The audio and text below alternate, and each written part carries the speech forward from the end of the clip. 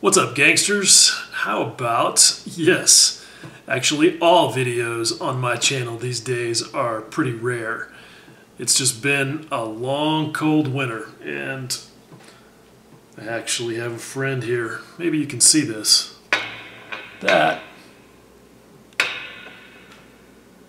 where is she? There she is. That, oh, she's gone. That was Ninja. She's taken to jumping up here on my chair and hanging out with me, which I'm honestly not sure is really a good precedent at the workbench, but yeah, anyway, it's cats. What are you gonna do? Anyway, yeah, let me readjust this camera. Get back on track here. Anyway, so yes, I have finally a project done video. And actually the project has been done for quite a while. I just haven't had a lot of motivation to make a video. What can I say? I've been lazy and I've had a bad attitude. But I have finally finished the little Arma hobby 1/72nd scale Mustang. And I need to wrap that up. Wrap up the series, because as it turns out, this will be video number 4 if you count the original unboxing thing that I did. It's really bizarre. I did this project because I was just really curious about 1/72nd. I was 1/72nd curious. And also because we had the Musaru Cup happening and I was the team player. If you don't know, the Musaru Cup is a contest between all of the different podcasts, and actually today is the day they announced the results. So we'll see how badly I got beaten. Yeah, had a little commotion there. Anyway, so yeah, this was supposed to be a fun sort of journey project, if you will, just to test myself and see if I could do all the things at a much smaller scale. And I'll get into that, but as with all of my projects lately that start out as something casual, this turned into, yes, much more drama. I still can't really fathom the fact that this tiny little 1/72nd kit that's got exactly 2 sprues resulted in 4 videos. But there was just lots to talk about. And it's certainly not that it's a bad kit, because it is a very cool kit, but it is also not perfect, and it has some challenges, and you know me, just gotta go, you know, deep on all that stuff. So anyway, I'm gonna finish that up. Let's get on with it. Oh yeah, but first, let's take a look at how the finished product turned out.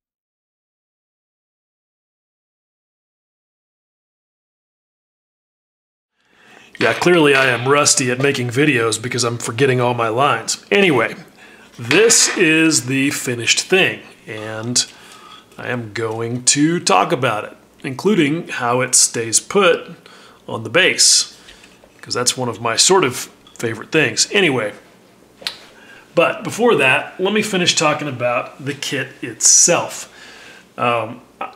Because there are a few things, in spite of the exhaustive list of details that I went over before, that are still not yet really covered in terms of just construction. So, one of the things that I found out, and I kind of knew this from stuff that other people had said, is that the landing gear is almost really beautifully engineered, but there are some challenges, okay?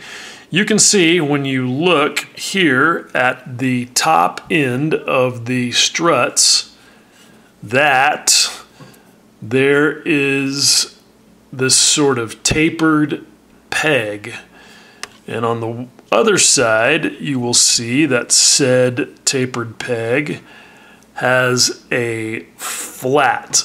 So that's good, because assuming that you know which direction the scissor link is supposed to point, and that's to the rear, just in case you don't, there's really only one way that these struts can go in to the socket that is made for them, and you will see that on the, let's see, where is it? Where is it? It is on the mating part of the wing, okay? It is right here. You can see this little D-shaped socket right there. There it is. And then there's a little depression, even a little deeper inside the wheel well,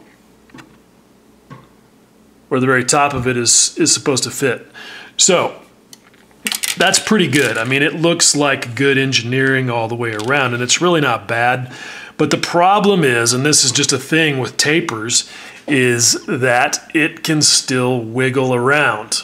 And you'll see that you'll get, 15 or 20 degrees of play on these legs. And that means that it's, in fact, it's almost enough play that even with the plane sitting upside down on a fixture, that they won't stay in.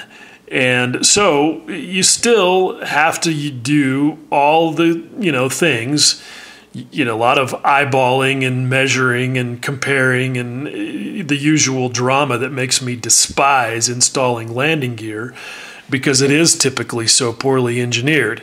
You got to do all that stuff to get these right and to match. And I know people are going to say, oh, well, it's just basic skills, bro. Yeah, whatever. It is entirely possible to engineer these things so that you don't have to do any of that stuff. Other model kit companies have proved it. And so I kind of have to give Arma a 5 out of 10 on this part of their engineering. Good intent, just not great execution. But, you get through it. Now, here's one that is sort of optional, and I may have talked about this. I don't know. These videos have stretched out over so long that I honestly cannot remember what I talked about and what I didn't. But one thing that's just definitely not cool, in my opinion, I'm going to give them like a 2 out of 10, is the way that the drop tanks mount, okay?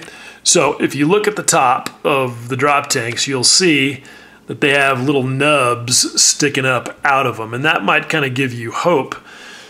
All right, but then when you look at the pylon, and there's only one left on here because I broke one and had to get it off had to get it off my spare sprue. If you've watched the other videos, you know why I have spare sprues. Anyway, you can see that the receptacles, sockets, whatever you want to call them, for the little nubs are not super deep. I mean, there's just not a lot of positive engagement there, and there is certainly not enough positive engagement to allow you to just take the tank, and again, with the plane sitting upside down, drop it on there and have it be in the correct position. All right, like I should be able to take this thing off the sprue and put it on top of one of these tank halves and have it just rest there perfectly, but that doesn't happen. And part of it is because it's not well engineered, and the other part of it is because they kind of just stuck too close to reality. Because this is accurate to the way that these things really are, except for one thing: the anti-sway bolts. What this thing has in real life, sticking out of those little teardrop-shaped things on the ends of those 4 protrusions, is a long screw with a big flat head on it. And basically what you do is you hang the tank from the shackle in the middle, and then you adjust those screws to make sure that the tank is in the position that it's supposed to be and that it's not going to sway back and forth. And those little tiny screws obviously are not part of the deal, nor could they be. And it's just one of those cases where you've either got to figure out the parts, figure out some parts that actually look like the real thing, or you have to make a compromise.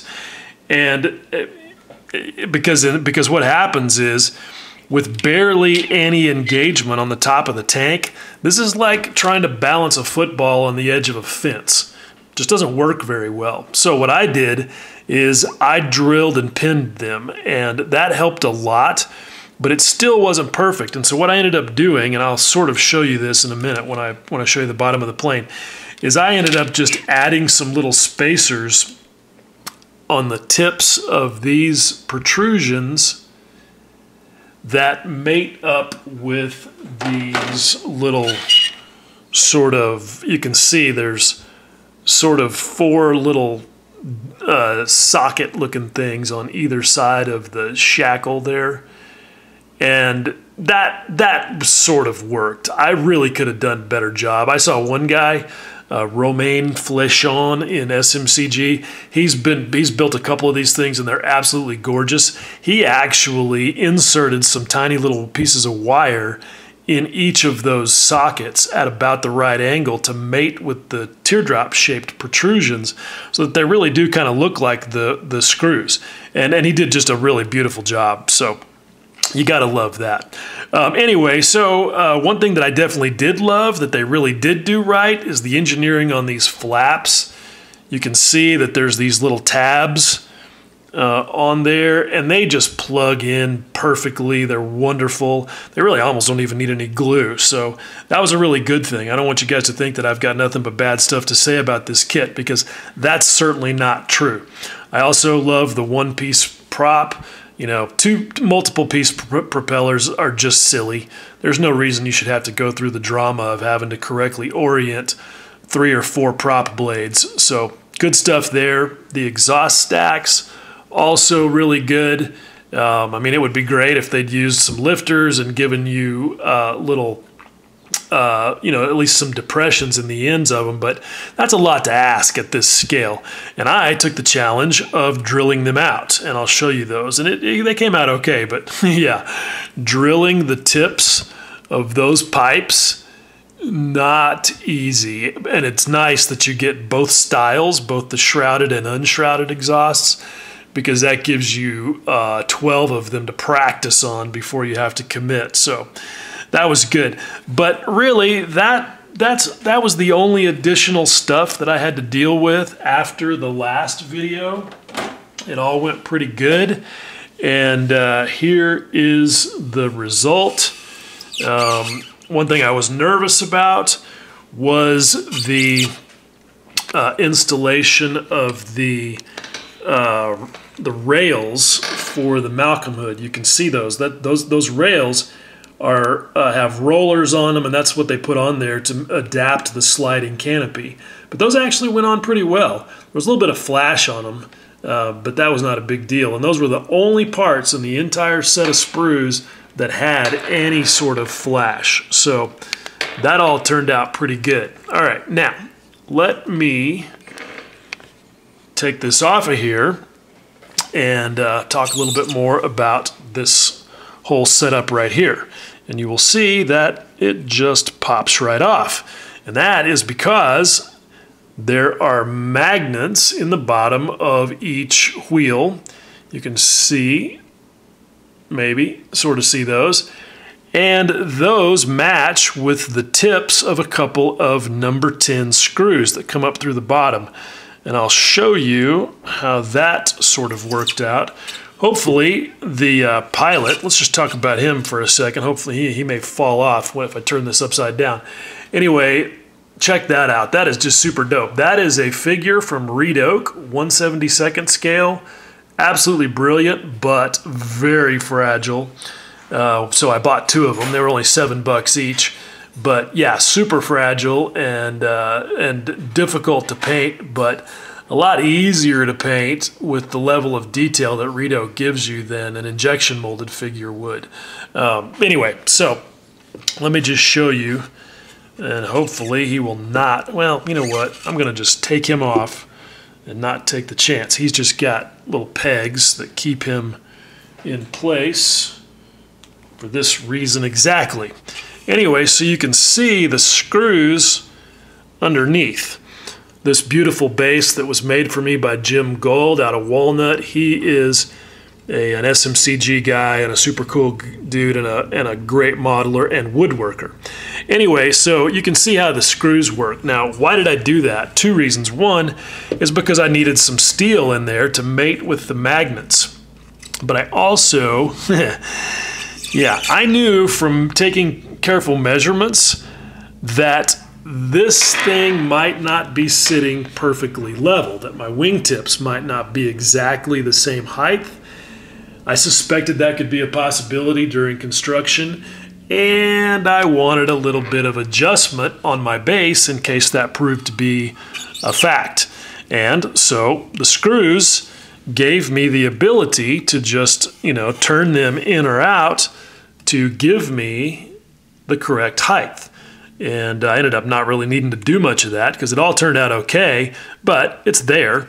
And again, also because I knew I was going to be putting some terrain on top of this base, and that can throw you off as well. So anyway, it was just to kind of give me a measure of safety and making sure that the thing didn't sit cattywampus.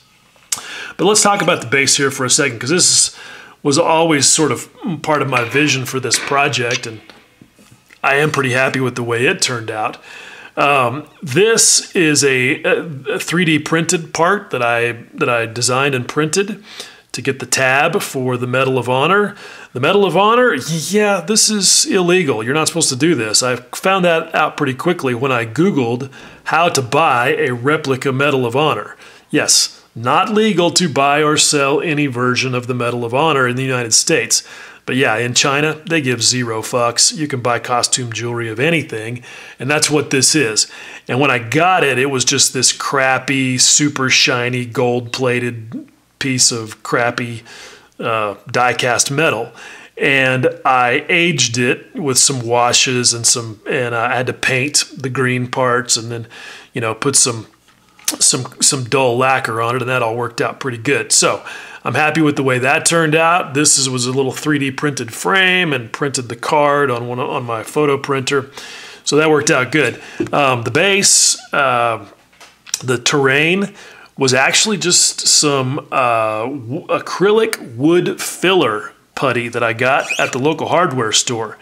And it was really fun to work with, actually. Worked good. It stuck well. It dried pretty fast. It had a little bit of texture. And so it was easy to shape. So for this type of sort of flat airfield kind of look, worked good. Happy with that. And then I did some pigments and some other things to, complete the look. So anyway, that got a little bit off track because I, was just sort of talking about the base. And I got, had to get all about that base. And yes, I had to make that dumb joke because I'm old and I'm a dork. Anyway, so to get back to the actual thing.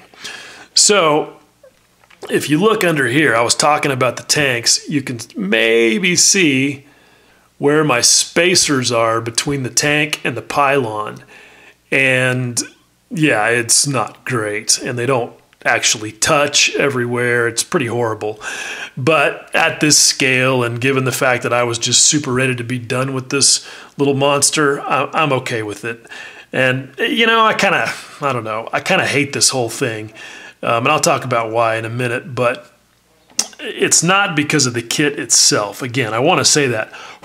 It was challenging. It has its flaws, but it is still a pretty cool kit. There's the drilled out exhausts that I was talking about. Maybe you can see those. Pretty happy with the way those turned out. I'll show you again so you can get a better look. We can talk a little bit about the bottom of it. Doing these doors at their odd angles was a sort of a fun challenge because they're engineered pretty well, and they'll go in the fully open position pretty easily. But if you want to do it this way, you have to play some games with the actuator, and you can see it inside there, maybe. Up there in the front corner, you have to modify the length of that actuator if you're going to have the door in a position where it shows it all. I cheated on the other one because the door is closed so far that you can't see it, and I just didn't even put it in that side. So that was nice.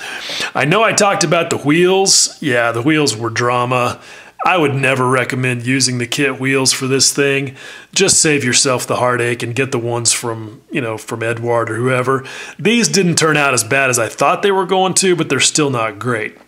One thing you do have to watch out for is these doors. I put the doors on the legs before I put the wheels on because that was the only way to get the gear in there and get it, you know, exactly where I wanted it, and then make sure that I got the flats of the wheels on the ground.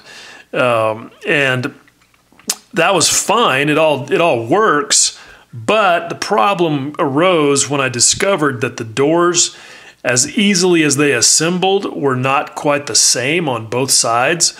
One of them was touching the outside of the tire, and that obviously is a no-go.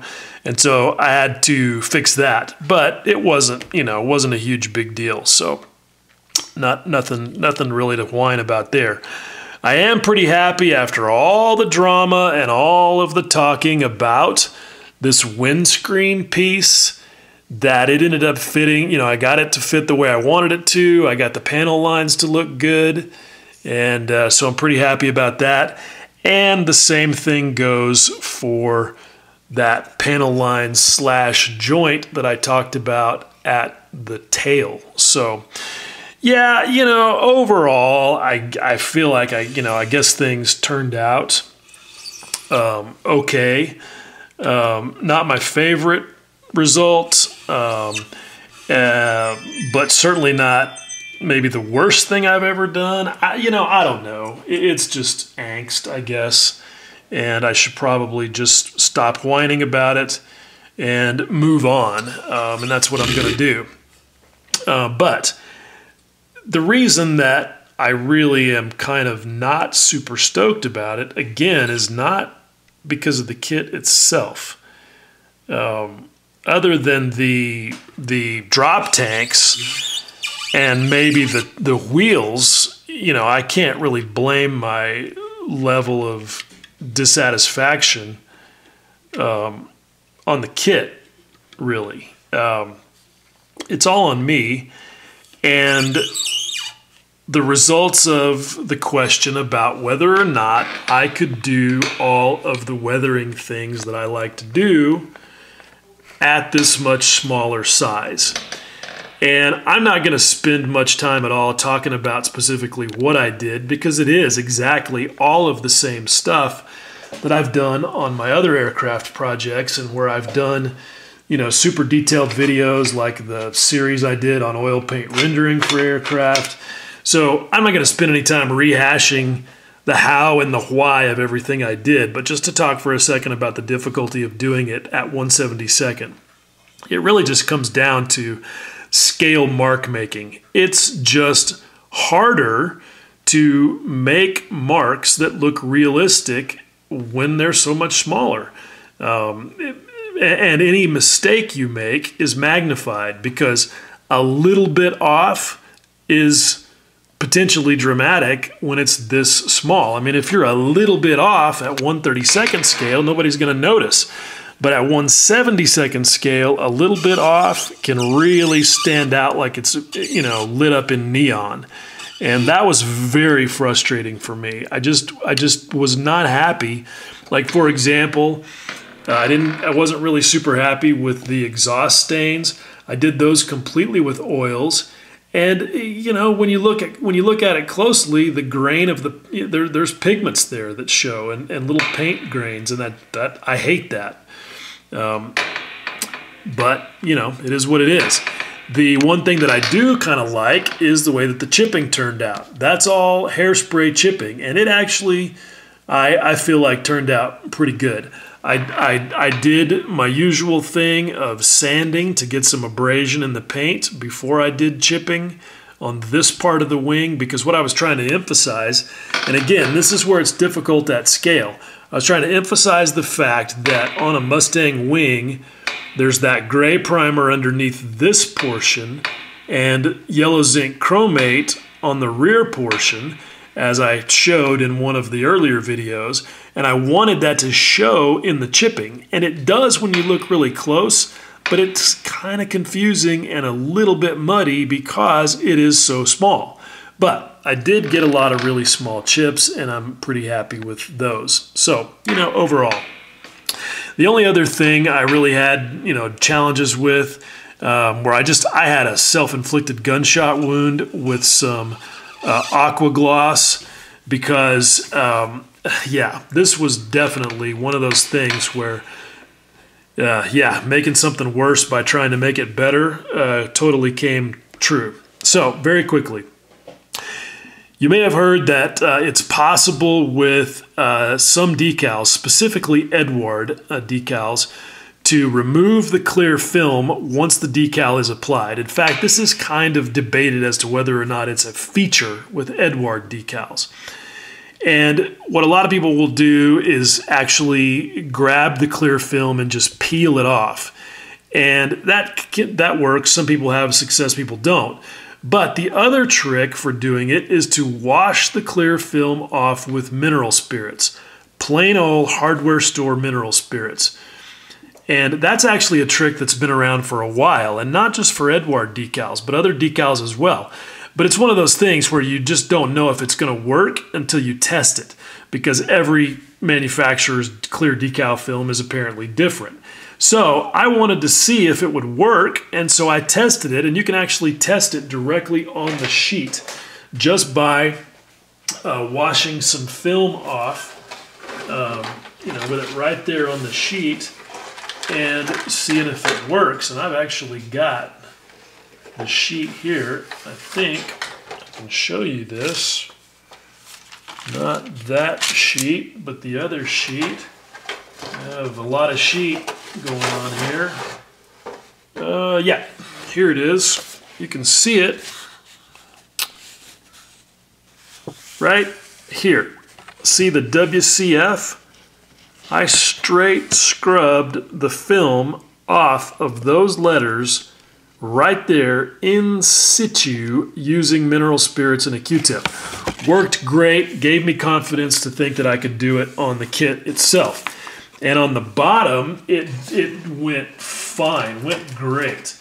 Super good, no problem. Really happy with the result. Same thing with the tail numbers. They came out gorgeous. I scrubbed the film off, no big deal. Well, yeah. When I started working with some of these other decals, like the Insignia, like I did this one here on the left wing, it was a major fail. Paint started flying off, and I'm talking about my color coat. And I don't know why, because the only difference was literally in the brand. I used my standard MRP lacquers on the bottom for the neutral gray, but I used SMS lacquers on the top for the olive drab. And I've been tinkering a little bit with SMS, and I really feel like that it's pretty good paint. It's a pre-bottled, ready to spray lacquer, a lot like MRP, and I don't hate on it at all. It's a little thicker than I like, so I tend to reduce it a little bit with just hardware store mineral spirits when I spray it. But I can only say that that is the only difference, and for some reason, when I started scrubbing here with mineral spirits, some of that olive drab just fell off. Just like went flying off. It was ridiculous. And granted, that's a sort of abusive process, and I'm known to be I'm known to be a serial paint abuser. So I'm not like saying that that's a quality issue with SMS, because I push paint a lot harder than most model makers do. But it just didn't work, and I ended up having to rip this decal off. A big part of it wouldn't come off, and even with tape, and I had to sand it. It was big drama, and I'm actually happy that I was able to fix that and leave no evidence. But that was a sort of a cascade failure, because that led me to decide that I was not going to try the scrubbing trick on any of the other decals, and then I had to revert back to the standard practice of glossing them with aqua gloss because it's totally inert, sanding them to make sure that the film wasn't going to show, and then putting a flat clear lacquer on top of that, which is a bulletproof process that I've done many times without any drama whatsoever until now. And again, self-inflicted gunshot wound, because I have always kept my aqua gloss in a little squirt bottle, like, hold on a second, where is it? Yeah, here it is. I've always kept it in a little squirt bottle like this, so that I can just squirt it directly into my airbrush. Because you don't, with aqua gloss, have to reduce it or anything. But the problem is, if you close these little caps, the aqua gloss will glue it shut. So, being lazy and stupid, I just always left it open, and my aqua gloss had thickened up in the bottle, and I didn't really realize it when I started spraying it, that it had gotten thick, and it went on fine. But the next morning when I came back, I had this spider web of cracks. Like it looked like the bottom of a riverbed in the desert that's dried up after a rainstorm. It was horrific. And it was on both sides of the fuselage insignia and all over these decals right here. And it was like, okay, this thing is ruined. It's done. And at that point, all I could do was start sanding. And I did hours and hours and hours of sanding with a little setup like this to sand out all of those cracks. And it was horrific. One of the worst model making experiences I've ever had in my entire model making life. And I didn't find out that I didn't get it all taken care of until later, when I started applying washes. And there are some telltales in here that just really are always going to upset me, because when you look at it super close, yeah, no, not good. Don't like it. So, again, all of the issues and my dissatisfaction with this thing are all on me and my own just, incompetence. That's really what it boils down to. That's really all there is to it. So, I will say, though, that overall, I guess, not terrible. Okay, so yeah, that was kind of an abrupt ending, but whatever. I am super sick to death of hearing myself talk about this little kit. It's just one of those things where I'm never going to be happy about it, and I just need to move on and stop thinking about it and stop talking about it. But it was a good lesson learned. I mean, I did answer the question of whether or not I can do the things that I want to do at this scale. The answer is, yeah, sort of, but not without difficulty, and maybe not very good. And I will never do it again. I guess you should never say never, but I am saying never. I will never build another 1/72nd scale aircraft as long as I live and someone is not holding a gun to my head, and maybe not even then. I don't know.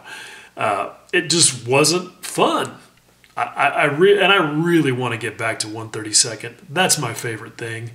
And that's what my next project is probably going to be. At a minimum, it'll be 148th. I don't know, but I know what it ain't going to be.